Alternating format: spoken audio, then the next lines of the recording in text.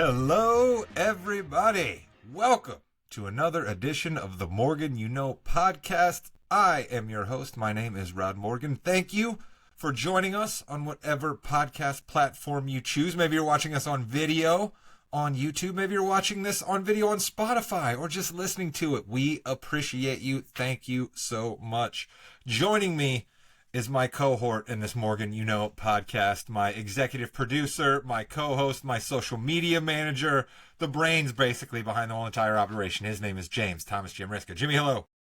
Rod, I want everyone to know I am safe. I know it looks like I'm here under duress, but I am excited to be here and ready to go. Yes, you are. And the other most important person in my life, my co-host and everything non-podcast related, the lovely Mrs. Morgan You Know is here. Kate Morgan. Kate, hello. Hello. Thanks for having me. Oh, yeah. Chris is here, too. Chris, hello. The old man, the voice of the fan, our good friend Chris King is here. Barely. He almost did not make the podcast, ladies and gentlemen. We're excited to have him. Yep. And just as a little tidbit, I did work as a grip on some of these shows we're going to be discussing, right? Okay, so I may have a bias here and there. All right. Well, just as long as you admit those when we get to those shows, things will be moving along wonderfully. Another old friend of ours who I believe is now making the most female appearances in the history of this podcast by somebody not last name of Morgan. And that's Melissa Leary. Melissa, hello. Hi, I did not know that fun fact. I'm very honored to hold that tradition. Thank you guys for having me. And now I'm a little nervous going toe-to-toe with Chris if he was truly that involved. But I do want to acknowledge that everyone here came prepared with years of sitcom knowledge, came prepared with spreadsheets. You know, if at any point I start citing cultural impact, Nielsen ratings from 1994, just know I've lost perspective on what a normal person does to prepare for a podcast appearance. So that said, I'm ready to defend some takes today. So bring it on. Let's go. That sounds great. We are excited to have you back. You have graced us before when we put together the ultimate band. That is an Melissa episode. Won. Yeah, Melissa, I believe, did win. I didn't want to bring that up, Kate. Thank you very much, but I suppose that is fair to Melissa. She won that episode. She talked to us about food in the past, right, Melissa? You're pretty handy in the kitchen. I believe you talked to us about Thanksgiving, right? That was another time you were on. So now you say 90s sitcoms. So you say you're just as prepared for this as you were for those shows. Let's go. Yes, let's do it. Jimmy Jam, we cooked up something for the people as we always do here, right? We want to come up with fun ways to try to talk about nostalgia, to try to talk about things that frankly might garner us some attention on the internet, right? Let's just put it out on the table here. That's what we're trying to do, right? We want hot takes, and who gives hotter takes than Melissa with her spreadsheets and her data? I love it. There we go. So what we did for 90s sitcoms, that is what we're going to talk to you about today. And instead of doing a bracket, Mrs. Morgan, you know we've done brackets in the past, right? Let's not do that. Instead of doing a draft, we've done drafts before in the past. Jimmy, let's combine this show with our wrestling show and make a Royal Rumble for 90s sitcoms. How exactly will it work? So we have 30 different 90s sitcoms. Now, there are some caveats there, okay? So calm down, everybody. Number one, it's our list. It's our sitcoms, okay? So, Chris, calm down. Don't yell at us. Okay? We know he's going to. That's going to be great, He's great ready. stuff. He's ready. I was mad the other day when I asked about Herman's Head. You guys said it wasn't on the list, and I was already upset. Still not on the list. You're the TikTok troll, aren't you? You know, we make our living doing this, so we know what we're doing, right. All right? All of us get paid. That's right. So we have 30 different TV shows. We limited it to 30-minute sitcoms. And 90s is a broad category, okay? It might have started a little earlier, but it definitely went into the 90s. So we do have some shows that might have started in 1987, but then went through 1997. In turn, we have some shows that started in 1997 that went through 1999. So I think 2001 might be 2005 is actually the latest because there's some long sitcoms. Nope. I'm sorry. 2026 is the longest sitcom we have going on. I forgot about that. There's one currently still couple on. Couple hints I in know there. which one you're So what we're going to thinking do is we're going to talk about two sitcoms, and they're going to battle each other, and then we're going to come up with a winner. And then the third one will come in. We're going to talk about those two, and we're going to keep going until we have the winner of the 1990s TV Rumble. What's great about this is, sure, we can all right now, there's folks listening that have sitcoms in their head that they're like, oh, well, this has got to be the grand champion. This has got to be the final four. The Royal Rumble is all about the draw, right? If, let's say, for instance, the sitcom you think is the best sitcom of the 90s draws number one, it's going to have to then win 29 different matchups to actually take the crown. And that, when you have everybody arguing, could get difficult. So now, Kate, I see it in your eye. You're wondering, how will a TV show move on? Well, that and how did we choose the order of it? The order's completely at random, I think, right? Yeah, so Kate, I appreciate you because that's a transition. That's what we call that, okay? I know. So in the WWE, the Royal Rumble is drafted at random. Now, in reality, it's not because it's a TV show and scripted. Here, it was drafted at random. It's me. I don't cheat at golf when I play by myself, okay? So we went 1 through 30. Everything came out pretty cool, actually. Very excited about some of this draw, but it was drafted at random, yes. Okay, and so the matchups will happen, and there are 5 of us here on this podcast, and everyone will vote for a show that is in the ring. And the first show to get 3 votes from all 5 of us wins that matchup, and then another contender will come to the ring. All right, Melissa, you're not as versed in wrestling as the rest of us. Do you follow the rules? Totally following. I'm with you. All right, And I will that's good. say, just for the record, too, I am the only person who knows the order of the shows. Rod and I are the only people who know all of the shows. That is correct. I have sort of forgotten some of the shows because I put this list together a while ago and then turned it over to Jimmy. So literally when I looked back at it a second ago to make sure I had some host-type notes, I was like, oh my God, I forgot that show was even in there. So I don't know that I have an advantage is what I'm trying to say. Mm-hmm. That's fair. Also, I think Rod may have mentioned a couple of them to me a long time ago, and then I'm in my mid-40s and forgotten. Don't know. So Okay, let's just so I also have no advantage on this podcast or in life. just so But also, clear. they're TV shows in the 90s, so I think we'll be okay. I think we'll Basically be just okay. trying to stack the deck against Chris. That's really all we did here. What do you think, Chris? You excited? I mean, listen, I was in my 70s in the 90s, so like it's still going to be tough for me too. All right, Let's here we go. go, everybody. The 90s TV Rumble. Everyone can see that beautiful graphic on screen, right? Yes. Let's do it. Howard Finkel has exited the ring. The Royal Rumble is ready to begin. The show who picked number 1 premiered in 1987 and went through 1997.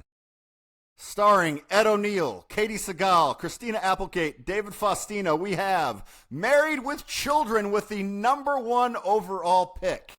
Wow. Married with Children fans out there are a little disappointed to see them come down to the ring at the beginning. Jimmy and I, as the wrestling fans here, will let you guys know you're always going to get a rather large named wrestler at number 1. They want a good initial pop. Jimmy, I love having Married with Children at 1 here. That's interesting.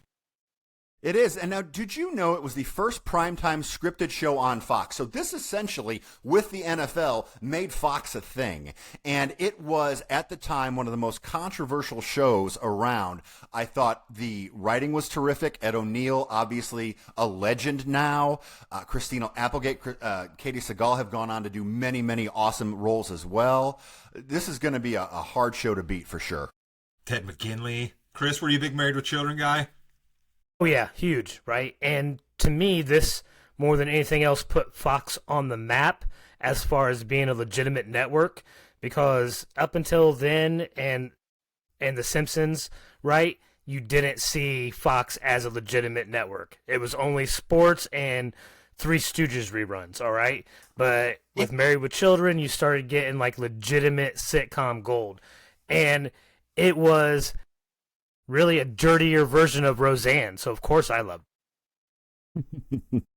So this was the only show that we were not allowed to watch when I was growing up. And so I did not see a lot of Married with Children episodes until high school, like late high school, college reruns, and I remember the like little bits here and there of like seeing it, maybe turning it on when I wasn't supposed to, and This is a thinking, what's the big 15 minutes, Rod has to take a pill, Yeah. so it's fine. Right. Don't worry. We've heard that many times. It's too early for the pill. like seeing clips here and there and thinking, what's the big deal other than everything is so ugly? And that was my big takeaway, was everything is hideous. The clothes, the house, all of it was just so ugly. And that's really all I totally remember of this. Now, I really love 3 of the actors who are on this show and have watched many things that they have been since the show, but the show specifically is one that I can't speak to in terms of writing because we were not allowed to watch it. It's going to come down to the matchup. Yeah. Jimmy. Who drew number 2? Number 2. From 1989 to 1993, it's Saved by the Bell. Oh, my goodness. Oh. Belding. This is Slater. the axe and smash of the Royal Rumble. This is 2 heavyweights coming down right away. Obviously, Mark Paul Gosselaar, Mario Lopez, Tiffany Amber Thiessen, Elizabeth Berkley, Lark Voorhees, Dustin Diamond, everyone. Tori is in there as well, as you can see in this picture for whatever reason. One of those shows that as soon as you came home from school, you were watching Saved by the Bell. Love Saved by Yeah. the Bell. I'm a huge fan of the nostalgia that comes back from shows that tried to have a message for you. You rarely see shows do that anymore, and Saved by the Bell was always about messages. So I don't know that I'm going to vote it over Married with Children, but I'm happy to see it here. So, Melissa, did you ever think about taking caffeine pills and then said, wait a minute, no, Right. See, I'm I have excited, but I'm a little problem. scared. Right. So I was, I guess I watched Saved by the Bell, honestly. I remember watching it after school. Everybody, loved Slater and Zach and all of that, but it just never really held a place in my heart, like Married with Children did. So I have a lot to say about Married with Children when the time is right, if we want to talk about when we want to talk Go about for it that. right now, because now you have to now is the time to make your case. Yes. Okay. So also, like me, I was not allowed to watch Married with Children. So we did grow up watching it, that and The Simpsons, actually. Both of those, my parents were like, oh, this is so raunchy. But my sister and I still watched it. We were latchkey kids. Like, we still did whatever. But I think, the difference for me is, one, because it was like we were rebelling. But the fact that Married with Children and why it was so popular is because it leaned into the raunch factor, simply because there was an episode that had aired it was kind of a raunchy episode where Al and Steve went to go buy a bra for Peg, and it turned in pretty raunchy. So this mom, this affluent neighborhood in Michigan, went to the networks, had this big old fit. Why is this airing during prime time when my kids could be watching? Which is probably why our parents protected us from it, as a matter of fact, Kate. But the funny thing is this woman went to the media, big media, was on the Today Show, and some, like Coca-Cola, some big advertisers, pulled from Married with Children. But what it did is it brought more attention and made it even more popular because of the attention it brought. And that, to me, is one thing within the 90s. Several 90s shows did that, is the more controversial it was, the more popular it became. And to me, that's why Married with Children should be number 1. And it has a special place in my heart.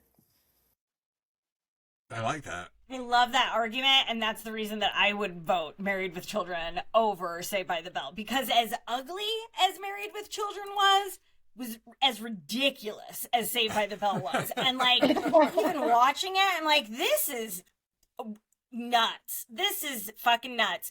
And it just never resonated with me the way that maybe it should have. But seeing that or hearing that cultural anecdote that Melissa just shared, I think does it for me with Married with Children, because that to me is what we've seen all our lives growing up, is what can outdo this and get this coverage and move the needle here, and it did that. So speaking of raunchy, yeah, this is kind of an after dark episode for our listeners who are listening in the car with their children. So there could be some swear words on this one, which is fine. No, it is. We just forgot to talk about it. So Chris, I know you are definitely aged out of the Saved by the Bell audience because, but like you said, you were.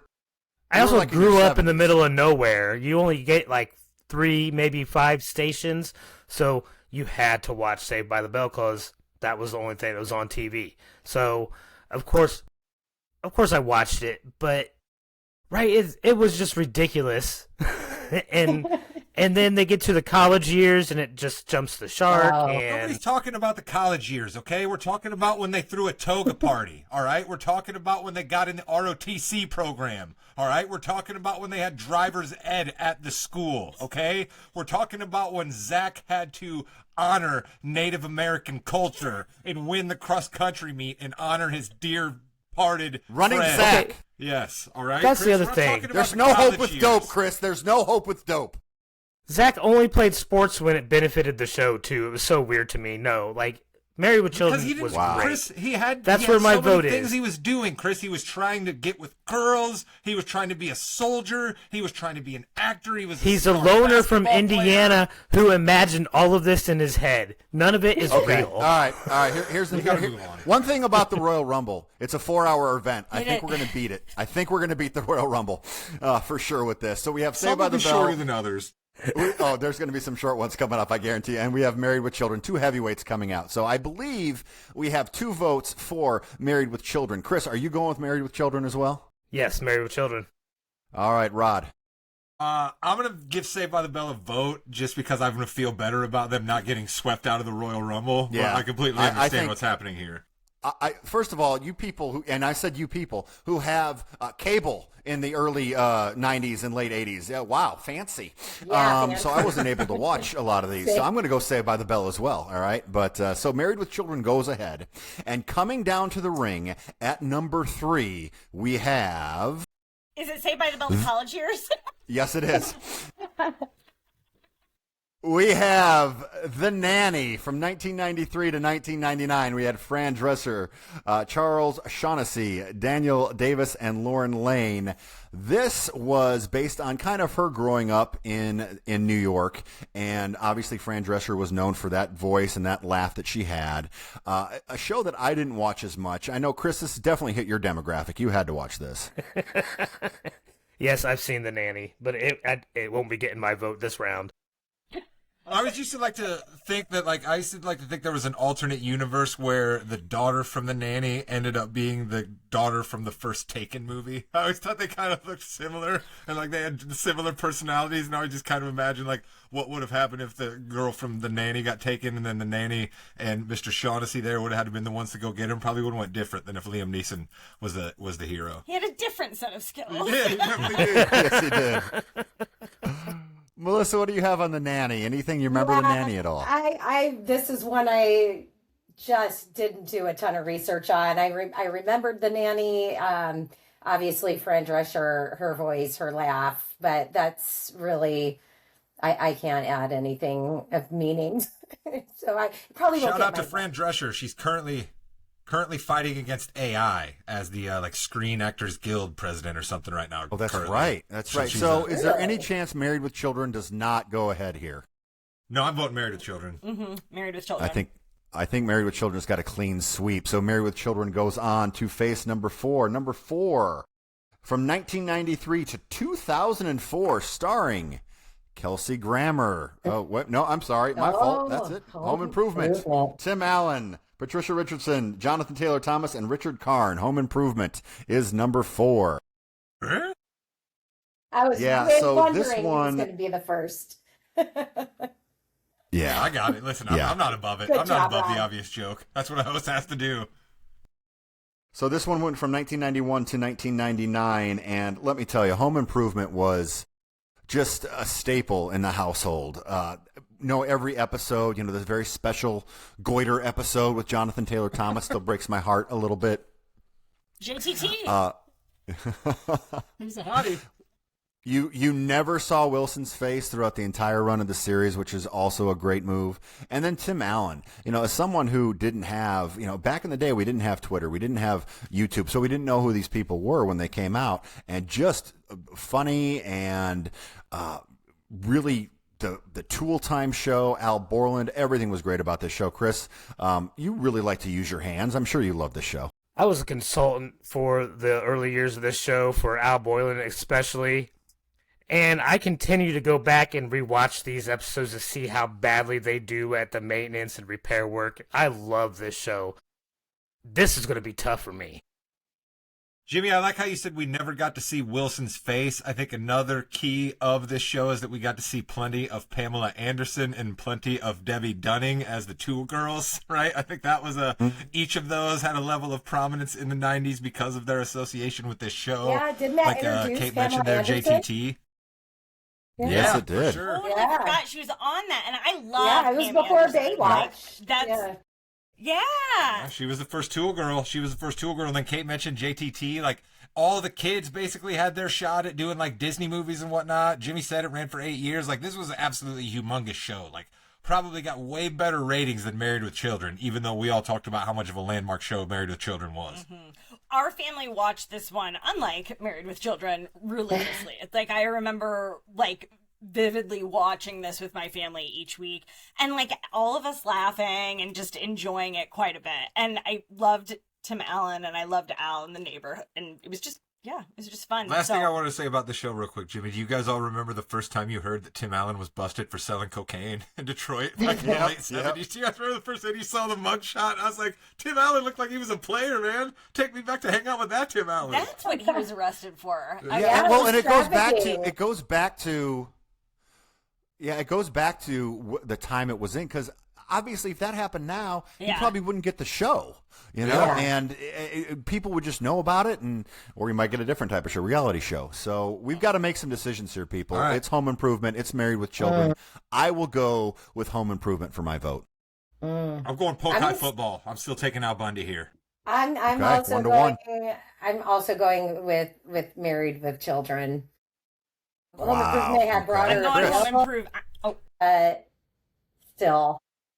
2-2. Okay, The old Kate, man's breaking it. Kate went with Married with Children. Okay, Kate went there. Okay. There's something that Home Improvement did that we really didn't talk about, and it's almost the antithesis of what Married with Children did in No Ma'am. And this showed a mother getting back into the workplace, going back to school, getting back into the workplace. And it was the first time I had seen that in a sitcom like that. I think I got to go Home Improvement. Wow. Home Improvement moves on. Chris? Did you never watch Mr. Mom, the movie, as a kid? That's the entire plot of Mr. Mom with Michael Keaton and Terry Garr. I literally just said a sitcom. A sitcom. Wow. Oh, but you acted like it was landmark. I'm just trying to give the good people of Mr. Mom credit for doing this way back in the early 80s. That's all, Chris. You acted like it was landmark. Chris, I appreciate you, Chris. That was a very nice touch. Now, I do too. But thanks for trying to just ruin it. No, I'm just trying to give Mr. Mom the credit it deserves. I'm not trying to attack Chris for his sentiment. That's a beautiful sentiment that he had. I bet you no one can guess what number 5 is, because I already gave the intro for it. Number 5 is Frasier from 1993 to 2004, starring Kelsey Grammer. The show won 37 Emmy Awards, one of the most ever for a sitcom. 37 Emmy Awards for Frasier. This was definitely not down my aisle, so I really didn't watch too much of Frasier. I knew him from Cheers, and that's pretty much it. So if I started singing the Frasier theme song right now, I'd be the only person that knows the words. Yes. I know a little of it. Frasier. I am music. We all know that. So there's Frasier over Married with Children. It's not Married with Children. It's not Married with Children. Home Improvement. I'm voting Frasier over Home Improvement. I can't vote for Frasier. No, I can't vote for Frasier. There is a YouTube. Actually, it was a Cracked video. They did the math on this show, and it worked out where Frasier literally only saw his son twice in the 8 years that he was on the show. And if you extrapolate, it was still only like 6 times in that entire time that he would have seen his son, and I can't let Frasier get away with that. So I'm still on Home Improvement. Well, damn, I didn't know that, and now I agree. I'm going on tidbits. Like, I definitely appreciate these tidbits, because I watched some of Frasier, not as much as Home Improvement, and I would have gone with Frasier just for the Jack Russell, but, I mean, okay, like, based on what Chris said, like, you know, Kelsey Grammer being a bad parent, I'm going to go with Home Improvement. I think this is great that we're using this. Chris is using this as kind of like a therapy session, and he's really getting a lot of good stuff out. That's Chris, awesome. I love you, man. This is deep. I know. I'm loving this. All right, so do we have Home Improvement moving on?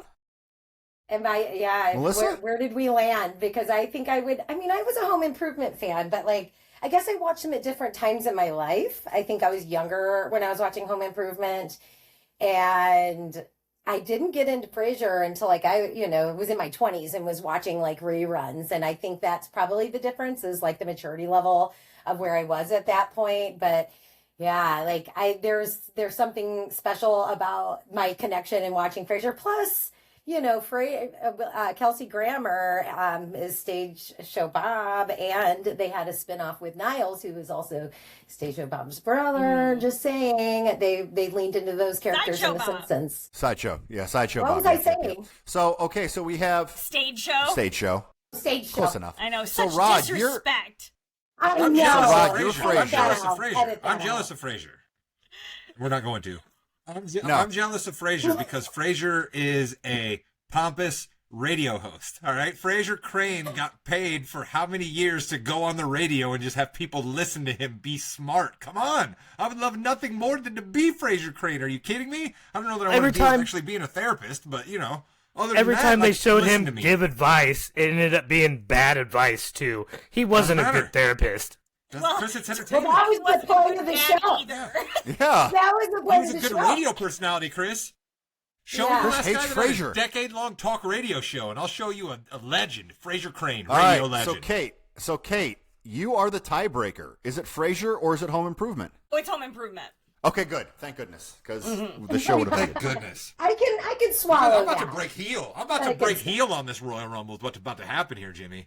All right, so I Home love Improvement this. defeats Frasier. Who's coming in at number 6? We have Martin from 1992 to 1997. Shanae, Sheena. I watched so much Martin growing up religiously, and this was one that I watched with my parents, by myself, like loved Martin so much. This one, hands down, and I feel like it's gonna go for a minute. Like, I do. Mrs. Morgan, stamped it. Chris, where do you come down Yeah. on Martin? Yeah, no, I'm for it. All right, let's have Martin move on. I definitely looked forward to seeing the next episode of this than I did of Home Improvement. Yeah. Definitely a funnier show, right? Like, it's a little more, leads itself to sketch comedy, kind of, right? Martin Lawrence's act was a little more prevalent here. I think if you saw Tim Allen's act before he did Home Improvement, there wasn't a whole lot of stuff about, hey, look at me working with tools, like he just kind of fell into that character. But Martin was all, he did all that stuff on stage, right? He did all that stuff at the Apollo, right? I'm a Martin Lawrence fan, always have been. Blue Streak, Yeah. Bad Boys, come on, get serious. I love Martin Lawrence. Yeah. Who's Melissa, the what do you actress got? who plays I Pam? totally agree. I feel like these two could not be more opposite, with Frasier's kind of the more controlled, precisely engineered show, but Martin is all about pure, just comedic horsepower, and I think Martin's character is just the most explosive, so like my energy is going toward Martin. All right, well, it looks like Martin is going on. Martin defeats Home Improvement after a couple wins there. Who's coming in at number 7? Yeah. It's Blossom. 1990 to so. 1995. Mayim Bialik, Joey Lawrence. And we all remember Joey Lawrence's Whoa. And of course, we have 6 as well. What a terrific show. A lot of fun. Mayim Bialik would go on then to become a part of another gigantic show a little bit later on in life. But does it have enough, Chris, to overthrow Martin? No, not to me. Right, I watched it. Right, I only had 5 channels, so of course I watched it. But no, give me Martin easily. I would, of the two, I watch Blossom more. I'd probably go Blossom on this one, but I can see where Martin would probably win that. Melissa? God, this is a tough one. I feel like This is not tough. This is I not think tough. it's tough, but Wow. Yeah, it's Blossom, obviously. Staples of like rewatchability, it would probably be Martin. If I was going to pick which one I wanted to watch again, I'd go with Martin if I had to pick. Kate, it's so easy. It would probably be Martin for you, I'm assuming. It is definitely Martin for me. Rod, a big Blossom guy? Oh, who didn't love Gal. Blossom Russo? Are you kidding me? Come on now, I man. did She had love two Blossom cooler and older Joey. brothers. Yeah, there's nothing wrong with Blossom. I believe, Jimmy, you remember watching Blossom because I think its lead-in was Roseanne, which was another mighty sitcom of the '90s. So I believe that's probably why you watched Blossom. Hey, Rod, there is a reason why you're the host. Listen, Coming I can down the remember- ring. Uh-oh. From 1988 to 1997, Roseanne at number 8. So it's Roseanne against Martin. Now, Roseanne, starring Roseanne Barr and John Goodman, obviously. The show was praised for realistically portraying working-class families. We do not count the final season. No. And then they just came back with a firestorm a few years ago with the reboot of Roseanne that also did pretty well on streaming. But we're not talking about that, Chris. We are talking about the original Roseanne.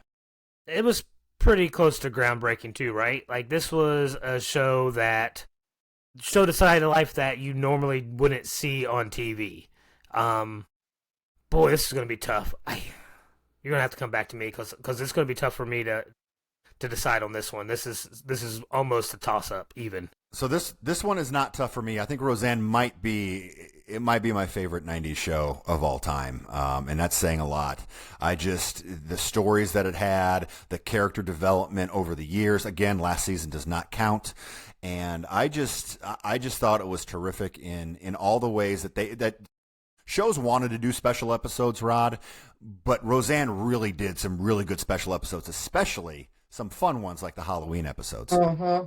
And Those are the best. Chris and everybody sort of hinted at this, right? Like Roseanne's special episodes were more like what people in the middle of the country who were maybe struggling and living more paycheck to paycheck, right? Like it was a little more that show, right? Like it harkened back to All in the Family, right? It's what made All in the Family such a gigantic hit in the late 70s, right? If you can tap into what real people are actually feeling and be funny, you've got yourself something, right? Anybody can come up with pratfalls. Anybody can come up with funny situations where like, hey, I stole this thing from you to buy you a present and you stole this thing from me to buy you. You know what I mean? Like we've seen all of those in sitcoms. But if you can be realistic and make people think something and they laugh their ass off, that's brilliant. And the other reason why I would vote for Roseanne is if we're going to talk about sitcoms and we're going to talk about the medium of television, you need to praise people who are excellent at it. And when you talk about an actress like Laurie Metcalf and you talk about an actor like John Goodman, you're talking about two people who know how to take a script and get every ounce of that character out of it and give you every bit of their performance. Laurie Metcalf is so underrated with her performance as Jackie on that show.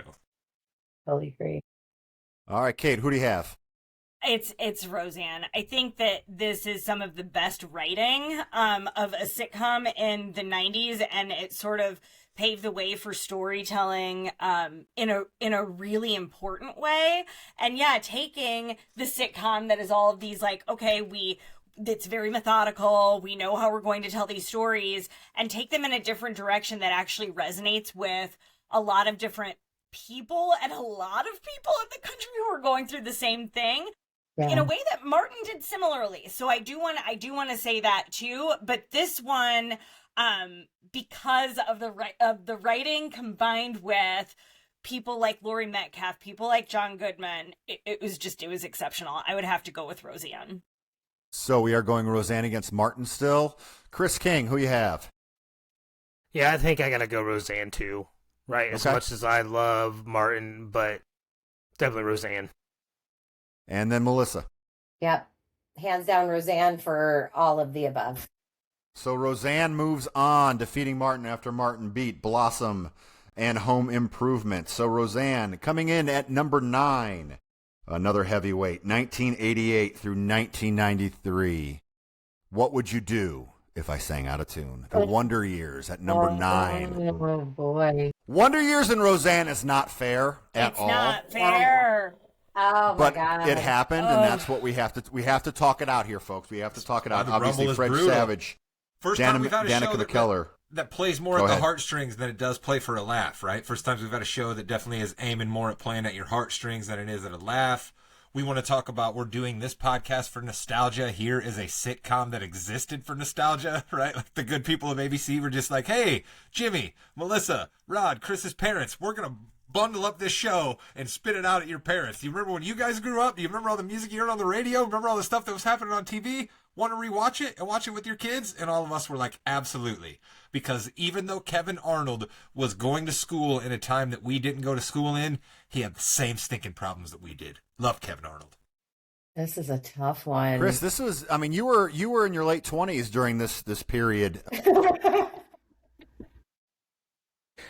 How did this make you feel as someone who could have been in the Vietnam War? This was a huge area.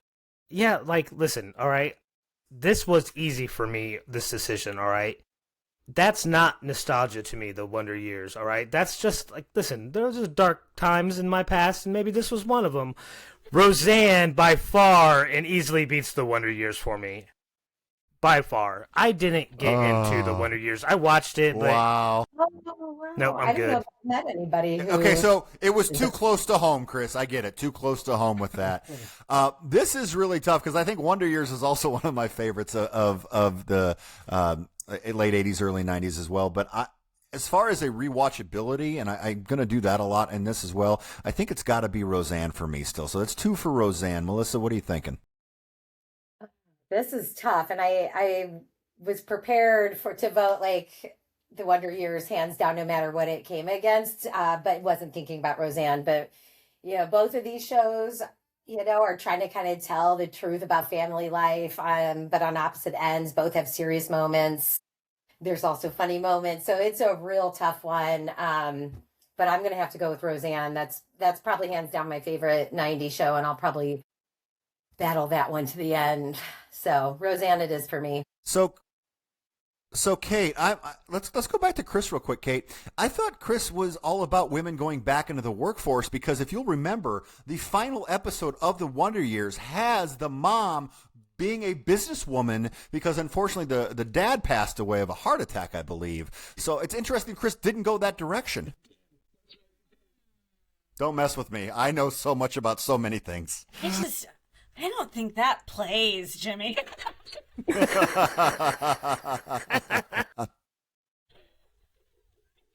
So who do you have? This is hard for me, but it was what you said about the rewatchability of it that I think really sticks out to me, and that would be Roseanne would be more rewatchable to me than The Wonder Years. As much as I enjoyed The Wonder Years, and I really did enjoy watching it with my parents, and that was one of the first times that my parents really opened up to me about some of their own experiences during that same time. It really was when I started learning about the Vietnam War and what that was like, watching the TV every single night over dinner and watching the news in real time and what that looked like. So that was meaningful to me on a personal level, but again, meaningful on a personal level, I'm not sure that rivals rewatchability or the writing itself of Roseanne. So I'm going Roseanne. Okay. Rod, I believe you haven't voted yet. It is Roseanne moving on, but... Yeah, Danica McKellar was in The Wonder Years as Winnie Cooper. Yeah. I'm not above mentioning Winnie Cooper here on a nostalgia show about a 90s sitcom. Winnie Cooper meant an awful lot to me. When I was in school, I used to go to school the day after The Wonder Years aired and would be excited to talk to my buddies about all the hijinks that Kev and Pfeiffer got into and how many times that Kevin's older brother called him a butthead. So I was all about that. But I'm voting for Wonder Years, but it doesn't matter. Shout out to Paul as well for being Marilyn Manson for about 30 years when that got debunked finally. All right, so Roseanne goes on. Let's see what the next step is in number 10. Don't hate me. Step by step it is. Oh. Roseanne. 1991 through We really 1998. need to hash this one out. Patrick Duffy, Suzanne. Roseanne. Listen, not everybody can win the Rumble, right? We got to have 30 participants. No. But this show was on for a bunch of years. It was on TGIF. It was a thing. I cannot No, believe this show aired for that long. This show was awful. I mean, awful, awful, awful. Like, just abysmal. No, it's Roseanne. Well, this is the epitome of TV, like, business, right? You've got Suzanne Summers, who everybody remembered from Three's Company, right? You got Patrick Duffy, who everybody remembered from Dallas, and they're like, let's just put them together, and we'll get some young kids who we don't have to pay a bunch of money to, and we'll do some hijinks, and it'll go. And, like, you know, like Kate said, it was terrible, but it ran for 5 seasons, I think. Come on, let's put a cousin in a van in their driveway. Yeah, exactly. Hey, Cody was awesome. And by the way, Rod, it ran for 7 seasons. Yeah. Wow. Obviously, TGIF was gigantic back then. And they were on a roller coaster, and they had 2 different staircases, one in the main room and one in the kitchen. You can't beat that. Yes. Okay, the hair salon in the back. That was the Cosbys, and I was like, stop it, stop. Cosby's that too, but Step by Step is not moving on. Jimmy, let's move on here. Step by Step is not moving on. So What's Roseanne 11? defeats Step by Step pretty handily. Number 11 is the Drew Carey Show that ran from 1995 to 2004, and the show Cleveland often rocks. featured elaborate musical number cold opens. Cleveland rocks. I enjoyed the it's heck not out close of this again. show. It's definitely It's not not close, close but I again. enjoyed the heck out of this show. Birthed us Craig Ferguson, right? Gave us a couple of the Whose Line Is It Anyway guys. Gave us the future Price is Right host. You know what I mean? Like, this show was funny, but it's not beating Roseanne. I didn't watch hardly any of my parents watched this, but I don't really remember any of the episodes other than like them being funny when I'd come into the room, but it's still Roseanne. Yeah, I would Chris agree. King. I love Diedrich Bader is. Go ahead. No, go ahead. Go ahead, Yep. Melissa. Sorry, Melissa, I go should ahead. wait to be called on. I just love that kind of, they're both kind of blue collar Midwest working class sitcoms. I did love Drew Carey. I think I probably watched every episode back in the day, but Roseanne's still the stronger show and is more important, influential, in my opinion. We were For the sure. state in And between Melissa- the two, right? Didn't Roseanne take place in Illinois and then Drew Carey was in Ohio? We Yeah. were the state in between the two. Yeah. I believe that's And in the Melissa, middle. just Then it come just around to remember- later. That's I say Chris's name to wake him up. He nods off sometimes this late at night. I'm old. But Chris, talk to me about Drew Carey's show and Roseanne. Diedrich Bader is a national treasure, and we should treat him as such, but Roseanne still gets my vote. We all Roseanne remember taking- Diedrich Bader from Office Space, 2 chicks at the same time. Kind of chicks that would double up on a dude like me, dude. He gave us that line. Roseanne taking down Martin, The Wonder Years, Step by Step, The Drew Carey Show. Will number 12 be able to dethrone Roseanne? Apparently she didn't get canceled. Roseanne would love to come on here and tell you that she's been canceled, but apparently we got no problem with it. No, we don't. It's Hey Dude. Speaking of coming home after school, 1989 to Mr. 1991, we have Mr. Ernst there, David Brisbane, Christine Taylor, Kelly Brown, Jonathan Galkin. It was filmed on a real dude ranch, and they have a podcast right now. They talk about their time with Hey Dude and all the 1990s. It's something pretty cool to check out. I loved Hey Dude. You got to love that theme song as well. It only went for a few years because Nickelodeon was famous for not wanting to pay people very much at all. Yeah, Christine Taylor, as you said, Jimmy, we've seen plenty from her, Mrs. Ben Stiller, right? And basically this was what if Taylor Sheridan decided to write a show for kids in the early 90s. That's basically what we had with Hey Dude, right? We're working at a dude ranch. We're taking care of horses. We're watering them. We've got spurs. We've got hats. People are loving one another. Romantic triangles are happening. And then Mr. Ernst was essentially Mr. Belding in a cowboy hat. I loved Hey Dude, but it's probably not A going lot to be less Roseanne. killing. A lot less killing in this one, Chris. True. So I never knew about this show or that it even existed until this moment, essentially. And I didn't have cable at all until we got a satellite dish in the late 90s. So it's Roseanne. I don't even know anything about this. This does not Yeah. look like something I would watch either. Yeah, Hey we Dude didn't- is one of the greatest shows of all time, in my opinion. guys are missing It's out. Roseanne, though, no question. we didn't have cable until I was in 8th grade, and so This show's long I've gone. never heard of the show. I know nothing of the show. Went off the air in 91, but it was around when Yeah. you could watch Double Dare. You could watch You Can't Do That on Television. Hey Dude would be on. Salute Your There's Shorts. a couple more shows, too. Yep, All right, so Roseanne goes past Hey Dude as well. Melissa, did you talk about Hey Dude at all? I'm sorry. I have nothing to say about Hey Dude. Roseanne's the move forward in this. It can't all be I winners. remember We it. gotta have 30 I don't know placements. anything about it. All right. First of all, Hey Dude Nothing to needs say. needs I a might little have bit to check more it out. If you respect out of think your it's one of the mouths. best, I'll give it a chance, but I'm not voting for it. Coming in at number 13, the 13th entrance, 1993 to 2000. Ben Savage, Danielle Fishel. We have Boy Meets World coming in at number 13. Mr. Feeney became one of the most loved characters in all of television. And speaking of the last episodes, he has a really nice monologue there. Melissa, were you a big Boy Meets World fan? I remember watching it. I don't really have much of a personal connection to it, but I remember watching it for a couple of years, but nothing meaningful to add here, and Roseanne would still get my vote. Roseanne gets the vote. Chris King. Yeah, so I watched it. I definitely watched it a lot more on the first few years it aired, and after a while, Feeney keeps following him around to the next school, and then even to college. It just seems weird. Give me Roseanne.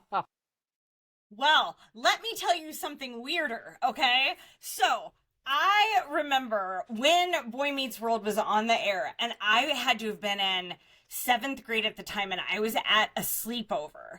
And it was really late at night, and we had HBO on, and there was the softcore porn that used to play on HBO late at night. Then they were all really, really, really bad. And Mr. Feeney was in one of the pornos that was on HBO, and I was like, oh my God. And and you know what? This is the way I remember it, and I'll never look it up. I will never look it up. I don't want to go down that road, but that's what I remember. It's still Roseanne. It's still Roseanne, though. Not the only Boy Meets World connection to porn either, because apparently Maitland Ward, I never watched the show, but apparently Maitland Ward was an actress who appeared on numerous seasons of the show as a secondary character, and she is now involved in the adult film industry. Maybe he got her the in. No, not Topanga. She's a big wrestling fan. I mean, she's hot. Yeah. So, okay, got it. Yeah, Topanga's the only one that any one of us wants to see naked, and we're not getting her, so it's still Roseanne. But there was a whole thing where Maitland Ward said that they blackballed her because, as Jimmy mentioned, Hey Dude had a podcast. They had a pretty popular podcast for a while where they talked about Boy Meets World. Maitland Ward's like, you guys won't let me on because I'm a porn star. They're like, we will let you on. She came on. It was very awkward. It was a whole thing. Yes. All right, so I'm assuming Roseanne goes over Boy Meets World again. Yes. Yeah. Roseanne is dominating here. I do want to say one of my favorite parts of Boy Meets World is when they're talking in the school hallway, and they say, well, people go other places, like down that hallway, and they point toward the camera where you never see, and then there's a teacher that was there, first couple seasons that they saw, and then Minkus was there as well. A lot of fun in Boy Meets World in the later seasons there. But number 14 coming down the ring is Salute Your Shorts, Camp Anawana. We figured out what an awful waffle was. Yes, we need did. to get the tennis racket, the whipped cream, and the peanut butter, I believe. A terrific show, fun show after school. Chris obviously never watched it. He doesn't know what this is. Kate, do you have any memories of Salute Your Shorts, or was this still pre-cable for you? This was pre-cable, so this was Nickelodeon? Yep. Is that what it Yes. was? Okay, yeah, no, Yes. I know nothing of this show. Yeah, this was basically Meatballs, the Bill Murray movie for kids, basically, right? Like if Meatballs took place and we took out all of the stuff that kids can't see and just made it a Nickelodeon show. That's essentially what Salute Your Shorts is. It sounds awful. So Salute Your Shorts is if Bill Murray did a show for kids, Taylor Sheridan doing the Hey Dude for kids. Nickelodeon was ahead of its time, everyone. Does anybody have anything? Hey, Salute Your Shorts is amazing. But it's definitely Donkey not Lips being was Roseanne. Donkey Lips was a character's name. Yep. Just for the record. Okay. Buttnick was also another character's name. Buttnick.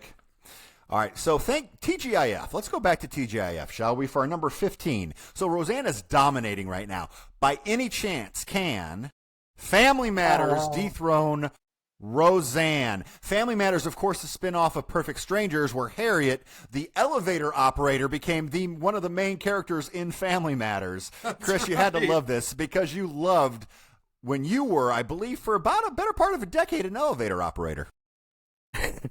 Well, like you're going way back. I was back in the 40s when you had to have them, right? But I was a grip on Perfect Strangers, so I knew about her and getting the spinoff and everything. And of course, we know what Family Matters did. It was ultra successful, right? Beyond what anybody ever thought.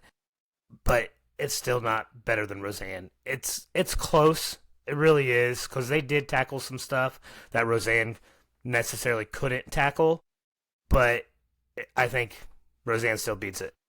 We're talking about 90s pop culture icons. I mean, I'm not sure anybody could have gotten bigger than Jaleel White and Urkel were for a little while there. I mean, just absolutely huge. That guy was making money hand over fist for a while, or his management company was making money hand over fist. You never know how things went back in the 90s. Did he come out with an album? That seems to be a lot of what happens there.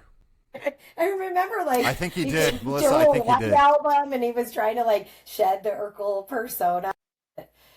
I'm just gonna say quickly, like, I loved Family Matters growing up, but what I think, and obviously I'm gonna vote for Roseanne because of the meaning, but what I do want to comment with Family Matters is that it wasn't supposed to be about Urkel, and it was just like the second episode. He was supposed to just be like a walk-in character, and like people loved him so much that the show just became about him, and then he ended up with like his own cereal, I think, like Urkel O's, and then an album, right? So like, I think it's one of those sitcoms to where it's just kind of like supposed to be just some side character kind of came in and took over the show. But I remember it ending being pretty ridiculous. I think there was like cloning machines or something, and they cloned a bunch of Urkels, and it was terrible. But they were really jumping the shark those last few seasons. Yeah, they were. Remember there was the cool... There was the cool Urkel, and he was Stefan. It was a little alter ego. Urkel. Like yes. Laura, and yes. Oh, yeah. Weird. Laura loved Stefan, but not Steve. They Yes. had Myra, I believe. God rest her soul, by the way. I'm going to start the votes. I am going to start building a groundswell against Roseanne here because I'm not going to have Roseanne be the grand champion, so I'm going to vote for Family Matters. I'm going to vote for the continuation of Sergeant Al Powell when he decided to leave the Los Angeles police force and move to the suburbs and start a quiet life with his family. I'm going to vote for that. All right. Greatest, on the other greatest hand, entertainment theory ever. I, on the other hand, I'm going to be a realist, and I'm going to say Roseanne is better than Family Matters. Chris King, what do you have? Roseanne. Melissa. Roseanne. Okay, Roseanne is it. Coming up next, we have Hanging with Mr. Cooper from Speaking 1992 to of TGIF. 1997. TGIF again, Mark Curry, Holly Robinson, Pete. A lot of fun with this one, especially when Mark Cooper got his 10-day contract with the Golden State Warriors. Let's go. That was my favorite thing, man. I was an NBA guy, loved inside stuff, loved Michael Jordan, loved everything about the NBA, and then they released a NBA adjacent comedy on TGIF. I was in hook, line, and sinker. Hanging with my man is oh so cool. Chris, who do you have here? Roseanne or Hanging with Mr. Cooper? It's Roseanne, but I loved watching Mr. Cooper. Mr. Cooper was fantastic, but I am going to stay with Roseanne. Melissa? Yeah, Roseanne. I've been waiting for like sports shows to get sprinkled in, and I knew this one would pop up, but definitely Roseanne. Any big memories of Hanging? Yes. Okay, Rod does not want Roseanne to go on, and it's not unanimous anyway. I'm not having to be unanimous. Coming in at number 17, it was from 1995 to 1999. I believe Rod has a lot to say about this one. It is News Radio. Rod, start us off. News Radio, what are your thoughts on that? Well, I'm going to choose to not hold the fact that it sort of birthed Joe Rogan upon us against it. I'm going to not hold that against News Radio. Little did we know that the guy who was like the 7th character on News Radio would someday have a huge podcast legion of complete zombies who would do whatever he told them. But we're going to leave that aside. We're going to have good. I'm glad we're not talking about that. Yeah, good. We're going to have great SNL alum Phil Hartman here. All right. We're going to have Andy Dick's comedic energy here. All right. We're going to have Dave Foley, who is also an absolute comedic legend here. All right. I absolutely loved this show. It kind of lost its sauce, unfortunately, when Phil Hartman was taken from all of us, so that hurt this show, but it had a great start, and I'll definitely vote it over Roseanne, but News Radio could have been a little bit more than it actually was. I never saw it. I never watched this. I don't have anything to offer on news radio at all. So I suppose it's definitely Roseanne for me. Yeah, this is a tough one. This is one I should have watched. I should have liked, but I was like Kate. I just did not get there. So I believe Roseanne is going to continue its dominance through number 17 after defeating News Radio. I agree. Will it beat number 18 though? Listen, I'm voting News Radio. I know it's not going to win, but I'm voting News Radio. This is something that I watch. I rewatch this whole show at least once a year. I do not finish it though, because once Lovitz hits the show, I kind of get over it and it gets hard to watch with no Phil. But I love this show. I think it's almost as about of a perfect sitcom as you can get, as far as I'm concerned. I love every episode they ever did. It was so much fun. It would beat Roseanne for me. So it's worth watching then. Like, still, it's like you would recommend it. Oh. Yeah, like if you want to see irrelevant type humor inside a news radio station, it is funny because Phil gets serious about his news radio and how he has to deliver it. Like it's just hilarious. And Stephen Root, right? Is that his name? I couldn't pull his name. Yeah, right. Is absolutely fantastic as the owner and nails and steals every scene that he comes in. Well, but he does that with almost anything he's in. Stephen Root's the best. Oh, that's good to know. I think 3-2. So Roseanne kind of getting tired here. You know, back to back. You're going to wear down. Happens Is in the number Rumble. 18? Does number 18 have what it takes to dethrone Roseanne? Where were you born and raised, Rod? Indianapolis, Indiana. Oh, so not really close to West Philadelphia then, huh? Oh, Fresh Prince of Bel-Air coming in God. at number 18, 1990 to 1996. Talk about it, Melissa.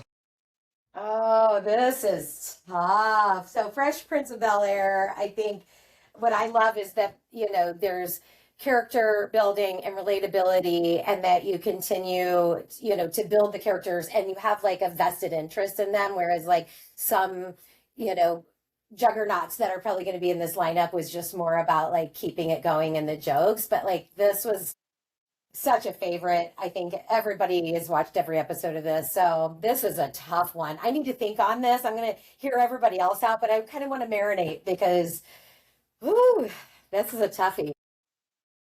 Yeah, Chris, I'm interested to see what you have to say about this because you've lived in Bel-Air, you've lived in Illinois, you've kind on of the playground is where I spent most of my days, Jimmy. All right, I remember watching the very first episode of this show. Mm-hmm. I can't remember laughing harder the first time I watched something than I did at this first episode, and I can't really explain why. It was this crazy dude, right? All of a sudden, he's in this rich place, doesn't know how to act, doesn't seem to care. It was just hilarious. It was something you had never seen before on TV. I loved it. I loved every minute of it. Are you voting for Fresh Prince? Fresh Prince over Roseanne. Okay. Rod, I think I know where you're going to vote, but talk to me about Fresh Prince a little bit.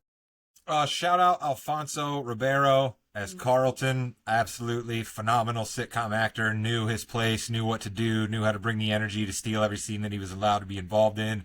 And also shout out Joseph Marcel, continuing the TV tradition of smartass English butler. There are numerous sitcoms littered throughout the history of American television where you have a smartass English butler, but I'm sure few did it as good as Joseph Marcel as Joffrey. So I loved me some Fresh Prince of Bel-Air. I'm definitely voting for that. Yeah, I'm also going Fresh Prince on this one, actually. I watched this show religiously. I loved it. I just thought it was hysterical. And yes, on Alfonso Ribeiro, like, he was so good. Like, I loved him. I loved the man who played Uncle Phil. James Avery. James Avery. I mean, it was just fun. And shout out to two Aunt Vivs. Yeah, to Aunt Viv. Yep. That was confusing for me, though. Younger years. I was like, what? And Jazz, too. It was really And we're confusing just for not him. talking Oh, about yeah, I it. forgot about Yeah, that's right. No, he just like looked at her. Aunt Viv. Long live original Aunt Viv. Second Aunt Viv was fine. Let's not hate on her, but long live original Aunt Viv.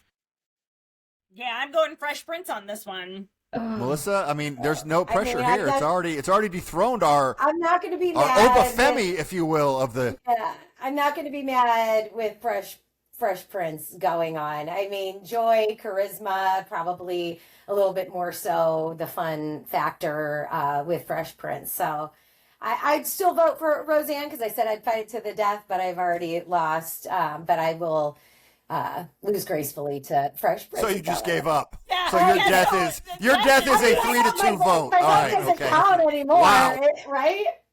So I cast a your bunch of vote. votes that didn't count, Melissa. It's all about principle. Yeah. yeah, but So I mean, when I think hear in you. 19 Oh, when Go I think ahead. of 1990s, I mean, just look at the graphic there.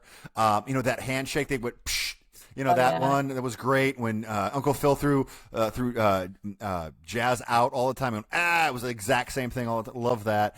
I honestly, Roseanne is my favorite show, but I think Fresh Prince beats Roseanne here too. Let's I think talk we have a about sweep, the folks. second season, I believe, of The Fresh Prince, right? And I believe we were all told that the summertime video was going to premiere immediately after the episode aired, and I remember never being more excited in my entire life. MTV even existed, and I still was like, they're going to play the summertime video on NBC? Let's go.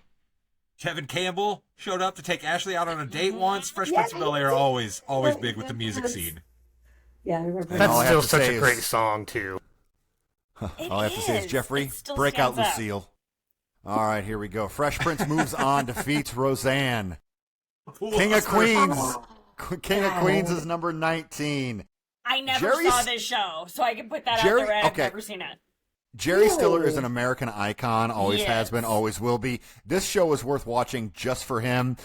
If the pizza and catsup, oh my goodness, wonderful. I came to this, Kate, later on DVD after it had aired and really enjoyed it, but I don't think it holds a candle to Fresh Prince, Rod. No, it certainly does not. Shout out to all delivery drivers out there. I have lived that life, continue to live that life with the flowers. So, I know Doug's life there working for the Brown.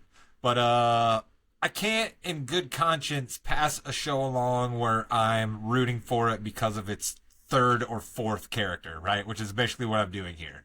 I enjoyed Stacey Carosi on Saved by the Bell when they were at the beach resort, right? Don't get me wrong there. Leah Remini, enjoyed her work there. Appreciate her coming out against the Church of Scientology. We all have learned so much about how they behave thanks to her being Her willing book to is come fabulous. out. Yeah, thanks for her being willing to come out. But and Kevin James, I'm not going to be a hater the way so many other people out there in the world hate on Kevin James. Like, good, God bless the guy for knowing what he's good at and doing what he's good at. But there's no way King of Queens is beat Fresh Prince of Bel-Air. Chris, Fresh Prince. even though you and Jerry Stiller went to school together. Hey, listen, Jerry knows what our situation is. Okay, He knows you're how I still friends. feel. All right, and Brad's not wrong. Like it's definitely watchable just for him. They hire a dog walker to watch him. That's how crazy he is. And Melissa, I'm sorry, anything else on King of Queens? Yeah, I mean, I love King of Queens, and Kate, I highly just recommend giving it a watch. I feel like this was more like early 2000s, maybe late 90s, early 2000s.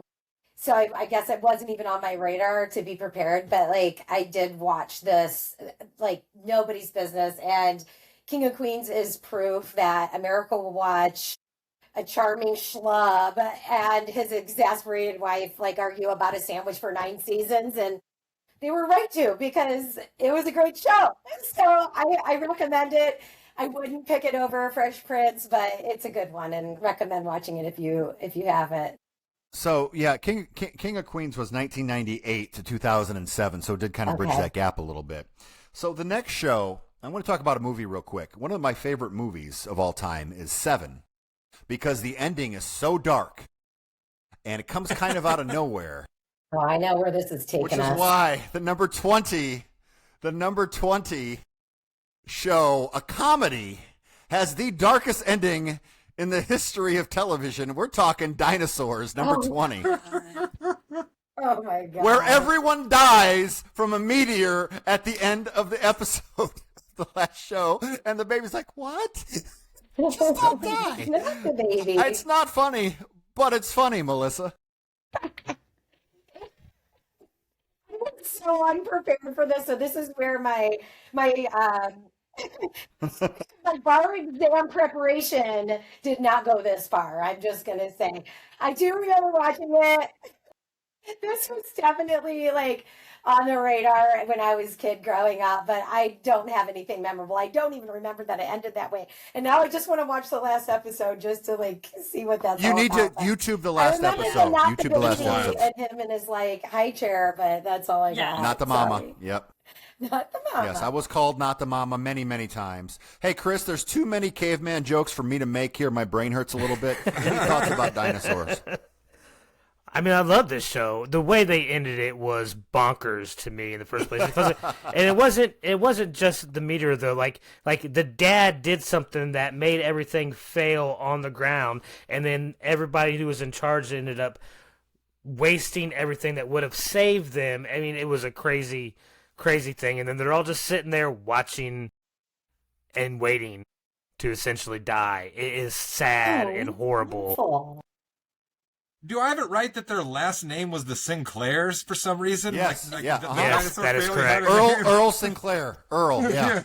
Not And the this baby. is before. This is before that we had all the green screens and things. These were people in plastic plastic suits, and really just a fun show. Melissa, definitely, you got to get this back on your radar from 1991 to 1994. Clearly. I believe Fresh Prince is Loved going to this beat show. dinosaurs. And Yes. I Go ahead, Kate. loved this show though. I remember watching this, Not the Mama. Like I loved this show. It doesn't beat Fresh Prince, and I have no recollection of the last episode whatsoever. Oh, yeah. So now I Good stuff. really need to go. Yes. I mean, to me, also like there is no other way you could end it. Like, I mean, they don't. But do things. but the way they do it We all know is what so happened to dark dinosaurs. and so scary.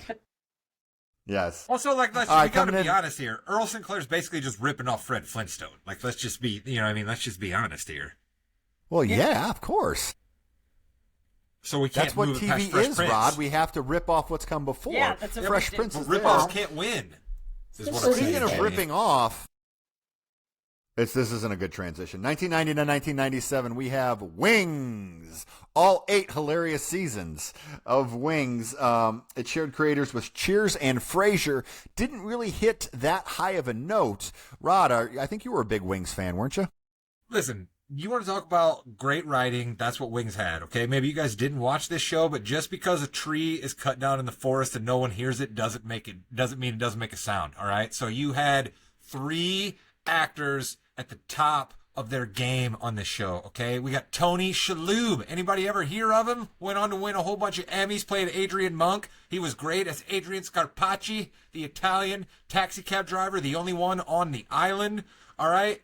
The guy who ended up in Sideways, and I completely just lost his name, but he's a really, really good actor too. He's in that movie as Lowell, the handyman. And then you got Tim Daly. TV's Tim Daly and Steven Weber. These 2 guys are still appearing on your television sets to this day. Wings should get a lot more credit here. I'm voting for it, but it's definitely not moving past Fresh Prince. Yeah, it's not going to get beat by Fresh. Fresh Prince is going to win for sure, Chris.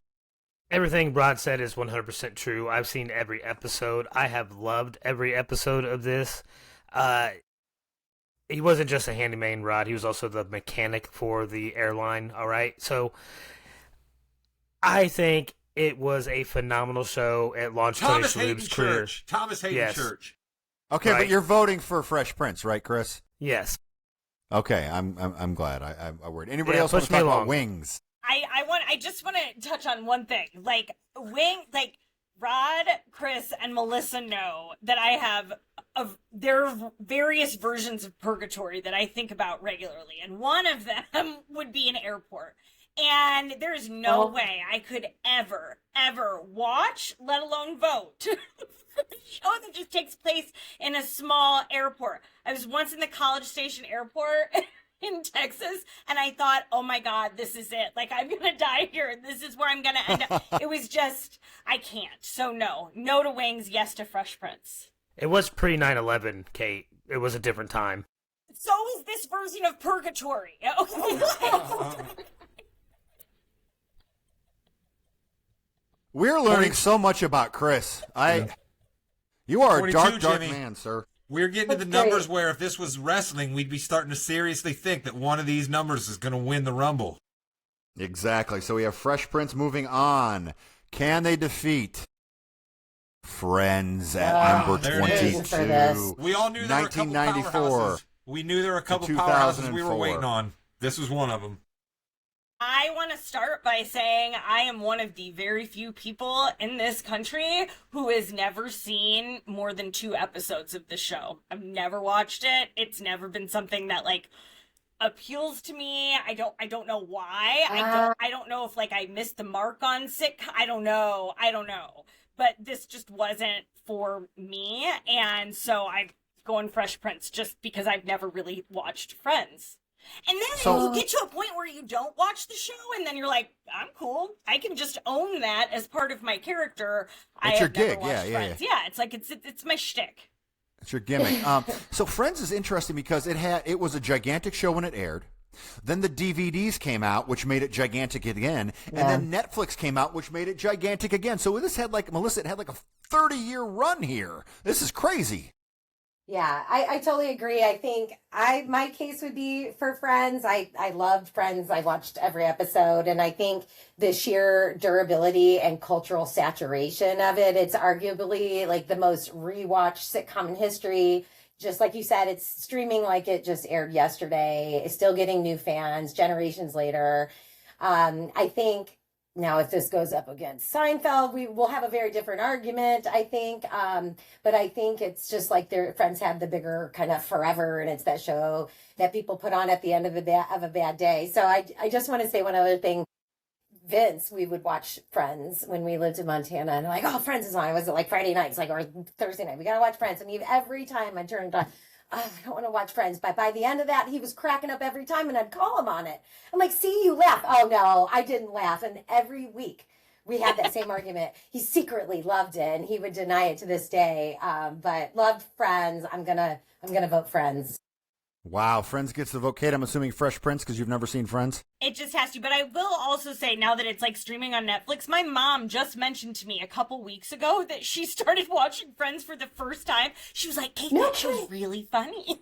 It's so sweet. You should watch it with her. You got Rod, we were on a break for a while, but then we came back and started the pod here together, so I thought that was fun. We were Right. But also, I Ross, take you Rachel is one of the classic lines in TV history that just silenced everyone watching. Friends was an amazing show, but Rod, I'm voting Fresh Prince on this one. What do you have? I'm going to vote Friends here, and I'm going to go and echo a little bit of Melissa's sentiments here. The reason we had her on this podcast, she is an intelligent individual. The cultural saturation of Friends is just hard to get away from. I delivered flowers to a woman the other day in the middle of nowhere, Middlebury, Indiana, and as I walked up to her front door, she had a welcome sign that said, "Welcome Friends," and Friends was written out with the Friends font from the show, okay? Van's drama teacher in the year of our Lord 2026 had a coffee tumbler when we went in for his parent-teacher conference that had all of the Friends characters all over it, okay? How many books, how many cookbooks, how many gardening books, how many board games, how many, things, magazine covers, how many haircuts, all of the things that Friends has dominated, just means that it has to move on. I concur. All right, well, Chris, it's 2-2 right now.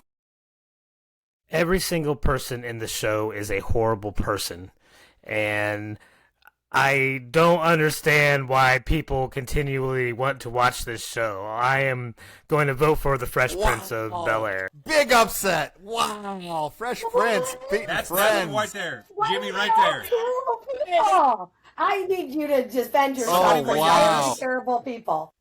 Yep. I mean, okay, which person do you want me to talk about first? Because I can do any of them. There's Jennifer a Aniston is genuinely a good narcissistic human control. being. Jennifer Aniston is a national treasure, Chris. Thank you. That She's she America's constantly sweetheart. just leads people on to do what she wants. She steals tips from people when she's working at the coffee shop. They are not nice people. Her character, Oh, so we're not talking about the necessarily character. Jennifer. Yes, good. Yes, yeah. Chris Oh, wouldn't just go into there like, because if that was the case, we could talk a lot about Will Smith. But Oh, yeah, no, not the real people, right? All right, Yeah, no, the I'm talking characters. about the characters on the show.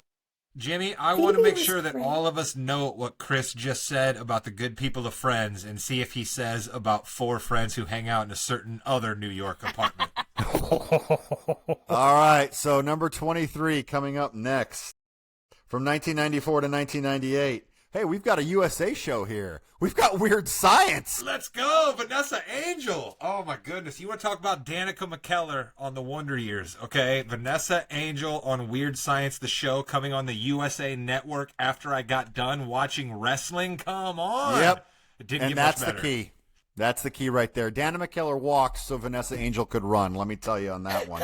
It is based on a 1985 movie by John Hughes. It is so much better than the 1985 movie by John Hughes. I love and I the do movie. like that, I've but never I do. I seen do this. too. really I good. never even Movie. I've knew never that it seen was this. a TV show. I never knew there was a sitcom. Oh, really ever. pretty It's good. amazing. I It really love was the pretty movie. good. It's It one of really my was. I mean, favorites growing up. Mm-hmm. They didn't have anybody as strong as Bill Pullman to play Chet. You know what I mean? Like, they were really lacking on Chet in the show. He was a lot more But phased Chet, though, out. Chet was the guy from Oz, though, so that Yeah, was I a mean, good. you know, but he he's did good. not Bill Pullman, Jim. He's not Bill Pullman. Yeah, that's true. No, you're right. And then You're right. the Chris, Anthony any- Michael Hall from the TV show did well for himself in real life. Married to Jenny McCarthy Yeah. for a little while. He did all right for himself. Yep. He was. I didn't know Yeah. that. Yeah, I can't add anything to this. I loved the movie. I had no idea the show even existed. Yeah, So Fresh Prince is going to move on, right, Chris? Yes. I love the movie. I didn't like the show as much as you guys did. Okay, coming up next at number 24, a show that I do not think many people have seen, so this is probably going to be quick. It's The Simpsons. This is a 90s show. It could be an 80s show because it was 1989. It's a 90s show, 2000 show, 2010 show, 2020 show, and it's going to be 2030 show as well. The Simpsons ran from 1989 to present, and it's the longest-running American scripted primetime TV series. This is a battle between The Simpsons and Fresh Prince. In my mind, when I think 90s, I think Fresh Prince more than Simpsons. I think Simpsons hurts by its longevity right now. I am going to go Fresh Prince. I'm interested. Chris, what do you want to say? Oh, Melissa didn't even care. She just left, so she's mad. All right.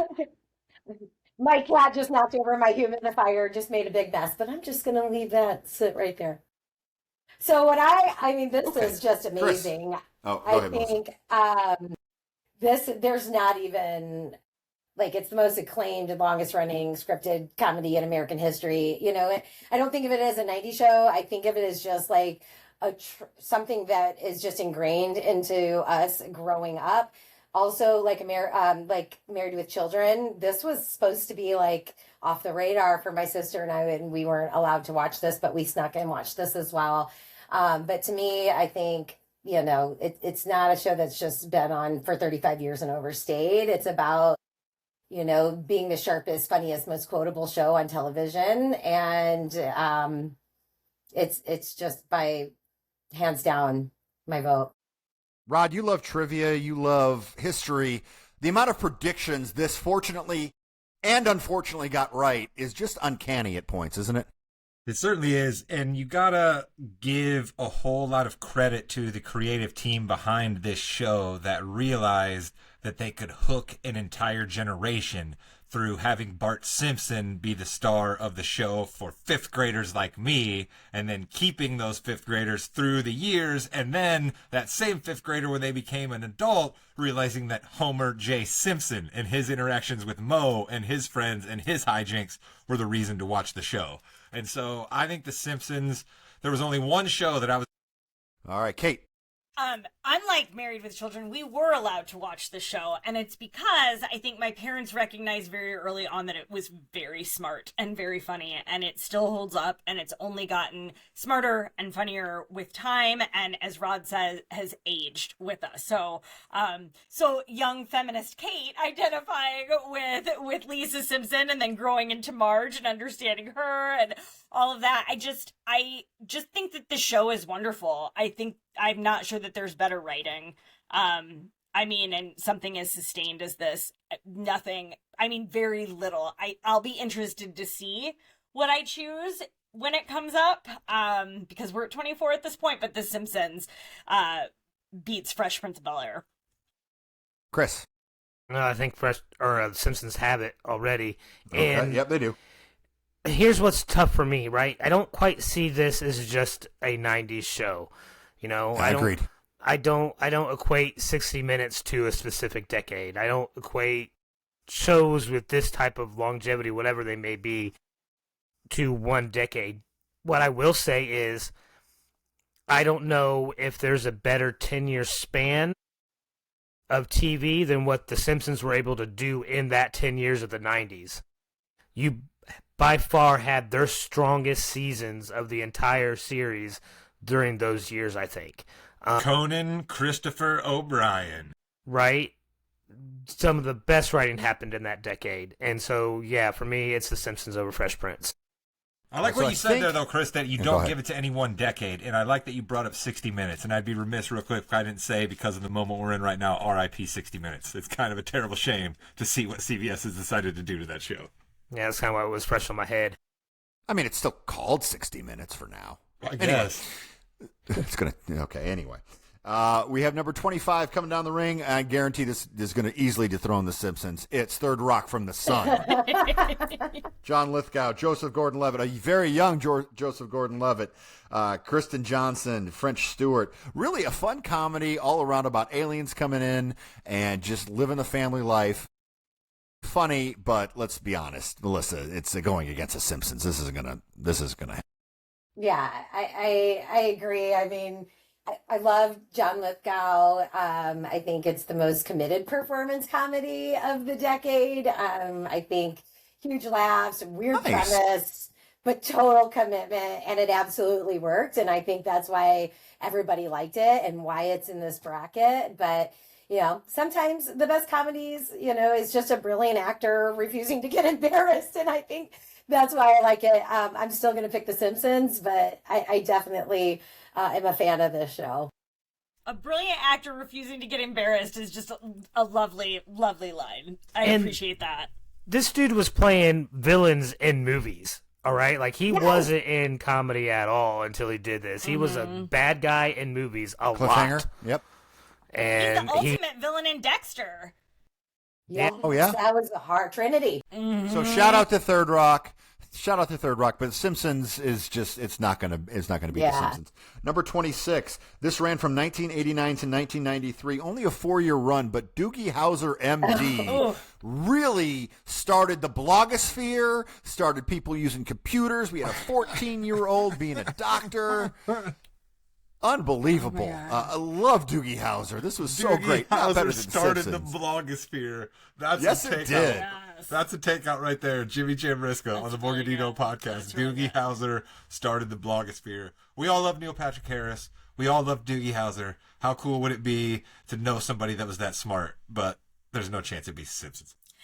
It doesn't beat The Simpsons, but I love it was not long ago, probably within the last year. For some reason, this show came up between you and I in a conversation, and Rod and I were talking about how there was, the villain doctor on the show who is older, and we were like, how is that guy a villain? Like, how dare he challenge a 14-year-old surgeon? Like, how That dare bastard. he? What was he thinking? Like, trying to throw in a villain into Doogie Howser was the best. Although this show was good and I enjoyed it. Of course, it doesn't beat The Simpsons. Yeah. So at this point, The Simpsons is about 4 years into its run, and people want to capitalize on, the cartoon version, maybe a little bit more adult. What do you need TP for, Rod? Well, we all know what you need it for. Cornholio. It's Beavis and Butthead. Cornholio!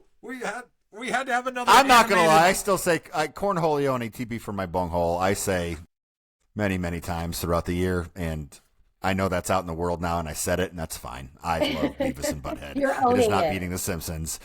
It is a 4-year run, but the culture of MTV, of the 90s, this was it, Chris, if you remember back then.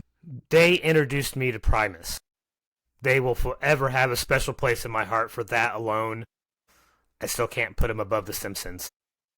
I like that you brought up the music takes, Chris, because that's the part of Beavis and Butthead that lives on the most, right? If you go back to the parts where they watch music videos and like the things that they said about the music videos and the artist, that's the stuff that lives on the most. Shout out to my guy Rob Harvilla up here, 60 songs that explain the 90s. He pulls Beavis and Butthead quotes probably more often than he should, but they're always so good.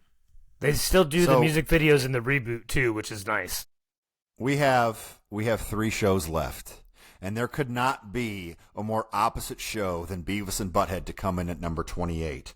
It was from 1987, so it was still on the fringes, through 1995, and then it had a reboot that ran for 5 years too. We're talking Full House. Cut it out. Cut it out. I never This watched the was reboot. Tell me. The reboot was good. I mean, it's a Fuller reboot, House? but it was fine. Fuller House was that's good. right. I haven't seen it. DJ Vet, Okay. Michelle Tanner. Now listen, hold on, Jimmy. Let's just get to the brass tacks of Full House right now, okay? Yes. We got one person in this house that works. That's Danny Tanner, okay? Sure, he worked at television in San Francisco, pretty big media market. He was probably pulling in a pretty decent thing. But that house, how many bedrooms are in that house in San Francisco? How in the world did that family afford to live in that house in San Francisco and only one person was working? Yes. Because then not only was there only one person working, but they got startup capital for Joey and Jesse to start an advertising firm. You got to spend a bunch of money before you can get anywhere to make money in advertising. Life insurance from the mother's passing. That was Yes. that was what I was And- gonna say. yes. Do we know how she died though? Was it accidental? They only wow They wow changed up the dark. life insurance. Well, that's the To only way afford you're their getting house. that kind of money. Like, that's the only So- way you're getting that kind of money. All right, so it's probably that he was there, and then remember, San Francisco back in the '80s wasn't as expensive. They actually even make a joke about it in the reboot, saying, "Oh yeah, this is a multi-million-dollar house right now." Because right now in San Francisco, that's like a $25 million house. Yeah. Mm-hmm. But remember, Jesse was part of Jesse and the Rippers. That was big. I mean- All right, forever. You remember that? The royalties he got from Japan. Come on. Yeah, that's true. I forgot that they were big in Yeah. Japan. He did get the chance to play with the Beach Boys occasionally as well. There's probably some money that That's came in true. from that. But you're just a gig musician at that Yeah. point. It's not like gig musicians are killing it. And not in this economy. Okay, so what I really need to know, is what exactly did this Kimmy Gibbler do to be treated with such disdain by this family? Because we never see it. It's just the first time she comes in, everybody hates her, and we are never told why. I never understood Because that. she's obnoxious. Well, I think she kind of Her name's showed Kimmy throughout the Gibbler. yeah. Yeah. Right? Here's the better question. Okay, again, we just discussed how many people are living in this house. Okay, Uncle Jesse gets married, and his wife decides the best place for them to make a homestead is in the same house that all these other people In the live. basement. What are we talking about here? But it's the attic. But it was the attic. No, it's Oh, the the attic attic. because they had to renovate it. That's Joey was in the right. basement because remember That's- he thought he got kicked out, and then they redid the garage and made him in there. And there's a car in the kitchen. Okay, listen, Full House You're is going amazing. deep. Love I Full need to House. watch it again. I loved it I'm too. going deep. I really need Jim, to you're rethink a voting lot for of things. Full House, aren't you? Your last name is actually Gibbler, isn't it? You've been lying to these people all the time, haven't you? Jimmy You know what? Gibbler. Over The Simpsons, I'm voting for Full House. I'm voting for Full House. Jimmy Gibbler over here. I meant I'm Jimmy still Gibbler. It's voting 5 for to the 1, I'm Simpsons. assuming, or 4 to 1. Yeah, I'm going Simpsons. Simpsons got to win. Simpsons. I'm going to vote Simpsons. for it. Hey, Rod got to vote out of spite. I'm voting out of spite, okay? Also, There you I go. think I shout would out have to- bought a bigger jar of touch-up paint. Shout out to Dave Anyway, Coulier for dumping Alanis Morissette one time and giving us You Ought to Know. Thank you for that, Oh, Dave. yes. Perfect plug, Rob. Thank you for adding that in. God, I forgot about that. Just say it because I'm not sure we've ever brought it up on this podcast. When we were at Ball State, Rod used to just tell random people that Dave Coulier was my uncle. And, like, because it's so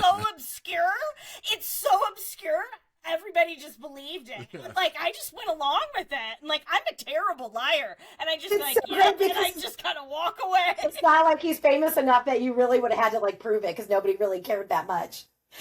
I told this He's dude at a uncle? party that we got invited to the first episode of America's Funniest People. I was like, we were backstage and everything. It was awesome. All right, The Simpsons continues its dominance. Number 29, from 1989 to 1998. Ooh. It's famously called A Show About Nothing. Seinfeld. Ooh. The Human Fund, Money for People, Puffy Shirt, Seinfeld, 100th episode. I got a George Costanza t-shirt on. All right, so here's the deal. We rigged it. No, we didn't rig it. You know what's funny? I'm really glad that when I did the random draw, and this did come up at 29, I'm very glad it happened because I thought this might have gone a long way, kind of like what Roseanne did for us. Mm-hmm. I think that Rod and I are definitely two Seinfelds on this one.